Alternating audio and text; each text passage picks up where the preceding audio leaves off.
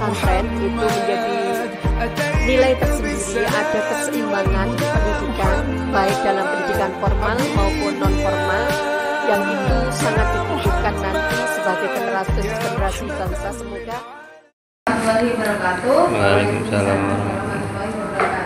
Gimana kabarnya mahasiswa hari ini? Alhamdulillah ya. Sebelum kita mulai materi, kita baca doa dulu dengan membaca bismillah bersama-sama. Bismillahirrahmanirrahim. Oke, nah kabar teman-teman semuanya? Masih semangat ya? Semangat. Jadi kita kuliah mata kuliah Bank dan Lembaga Keuangan Syariah. Nah ini pertemuan ke-7 ya, mengenai Lembaga Keuangan Syariah non Bank. Sebelumnya kita sudah membahas mengenai Lembaga Keuangan Syariah Bank, yaitu lembaga keuangan yang pada dasarnya menghimpun dana dari masyarakat dan menyalurkan kembali pada masyarakat. Dan contohnya sendiri adalah bank itu sendiri, misalkan Bank BRI, Bank BNI dan seterusnya. Nah sekarang apa bedanya Lembaga Keuangan Syariah non Bank? Nah, kita masuk kepada pengertian Lembaga Keuangan Syariah non Bank. Untuk pertemuan kemarin sudah paham ya? Ya. Oke.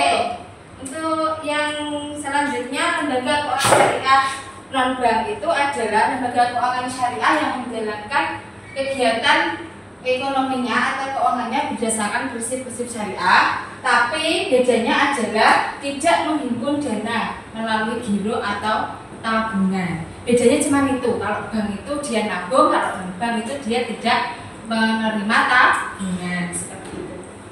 Selanjutnya contoh daripada lembaga keuangan syariah non bank itu yaitu ada BMT, kemudian ada pegajian syariah, yang ketiga asuransi syariah, kemudian pasar modal syariah. Ada lagi nggak kira-kira?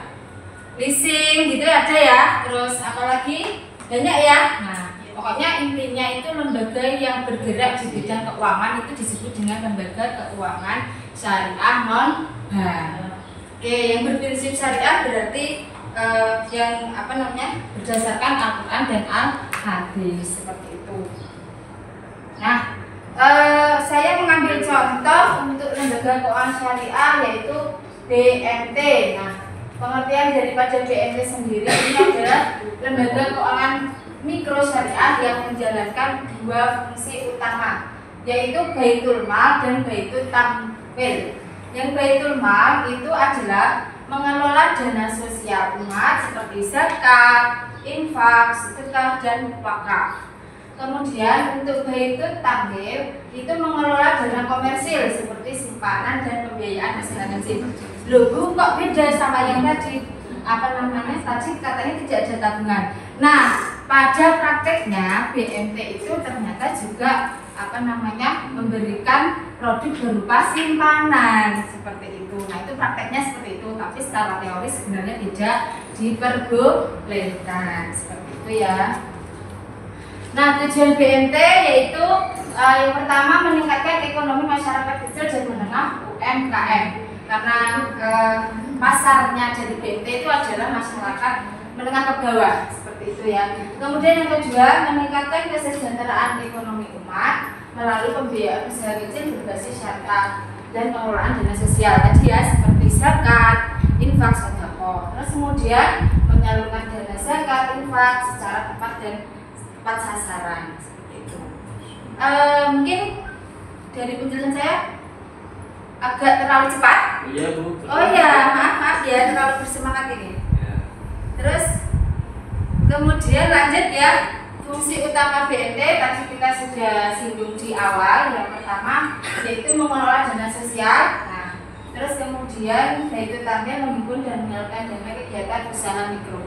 Jadi usaha-usaha menengah ke bawah, UMKM, masyarakat kecil itu yang menghimpun adalah dari BMT. Makanya para pekerja dari BMT itu kan dia di pasar-pasar, di masyarakat door to door. Nah, karena memang pasarnya ya masyarakat menengah ke bawah seperti itu. Produk dan layanan BMT. Yang pertama, penghimpunan dana simpanan syariah. Nah, ini titipan tanpa imbal hasil. Ya, artinya titipan itu murni disimpan di BMT oleh nasabah. Jadi BNT itu tidak diperbolehkan menggunakan dana tersebut. Kemudian simpanan mudharabah, simpanan dengan bagi hasil. Ini nanti ada kerjasama antara pihak nasabah dengan pihak BNT seperti itu. Untuk pembiayaannya ini ada mudharabah, jual beli dengan margin keuntungan. Terus kemudian mudharabah ini modal dari BNT. Jadi mudharabah itu akad kerjasama antara dua belah pihak, antara BNT dengan nasabah. Modal seluruhnya itu dari BNT sendiri. Jadi modalnya sepenuhnya penuh dari BNT seperti itu. Nah, nanti bagaimana akan kerjasama bagi hasilnya sesuai dengan kesepakatan bagi hasil. Misalkan 40%, 60%, jadi terserah nanti kesepakatannya bagaimana. Kalau rugi bagaimana? Kalau rugi ya sama sesuai dengan kesepakatan karena sudah intinya akad. Kalau sudah terjadi akad, dia sudah dijalankan sesuai akad di awal seperti itu. Kemudian ada musyarakah kerjasama. Nah, ini dua-duanya menyertakan modal antara nasabah dengan BNT seperti itu. Kemudian ijarah, sewa menyewa. Ini ya sewa seperti biasanya ya.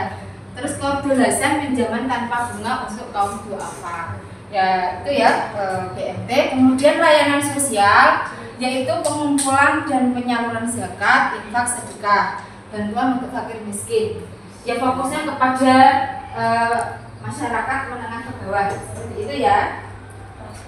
Ada pertanyaan? Oh, jelas. Jelas. Ya.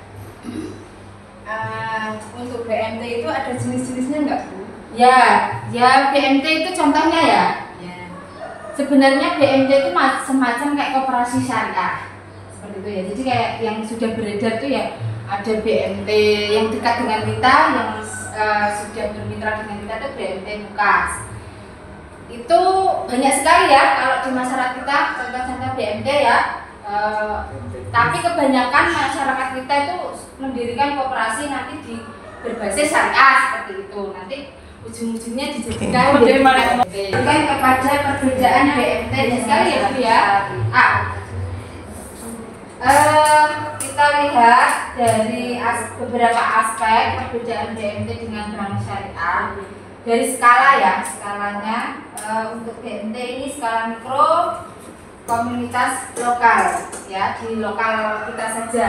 Kalau bank syariah itu nasional, regional.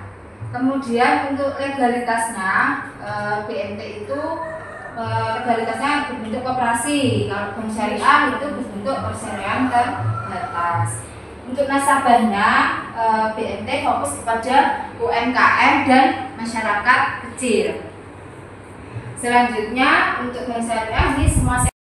Kemudian untuk pengawasannya itu di Kementerian Koperasi dan DSN MUI, Dewan Syariah Nasional. Kemudian untuk bank syariah itu OJK, Otoritas Jasa Keuangan, dan DSN MUI.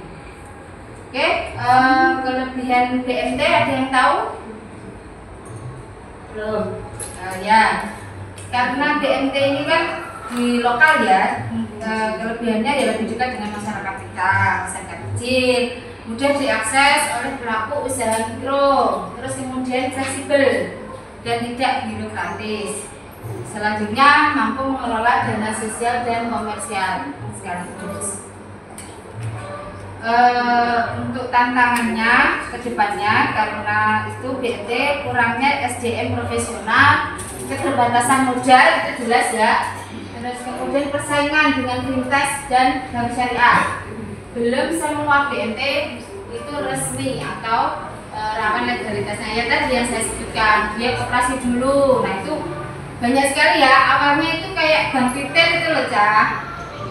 Ya. Terus habis itu naik koperasi terus kemudian menjadi BNT atau nanti bisa jadi dia jadi bank operasional syariah ya. Nah itu oke, nanti teman-teman tugasnya